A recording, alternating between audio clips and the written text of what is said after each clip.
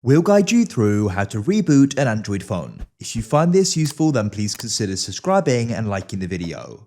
So it's a good idea to go and reboot if you're running into some type of problem, as often doing this can go and solve it. It's also just a good idea to go and do periodically to go and refresh things. So a reboot can also be known as restart. So there are different ways you can go about this depending upon if you want to go and use your phone screen or not. So we're going to guide you through them. So make sure it's this full video and you can then decide what way is going to work best for you and we can go and get started. So for the first way, what you can actually do is you can go and drag down at the top of your phone like so to go and open up where you can view notifications. Then what you need to do is go and drag down again at the top. On some devices, you'll then go and see a power button in the top right, which you can then go and tap on. You'll see this screen here and you can press restart and restart again to confirm your decision. Alternatively, if you don't want to go and use that way, what we can do is use the buttons.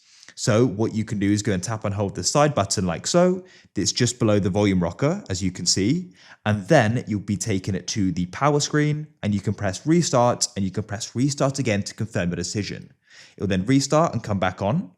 Alternatively, what you can also do is you can go and swipe up like this, come to your settings, scroll down and you want to go and find the option for accessibility and come in here. You want to find interaction and dexterity and switch on assistant menu. Press allow. You're going to notice this appears on your screen and you can tap on it.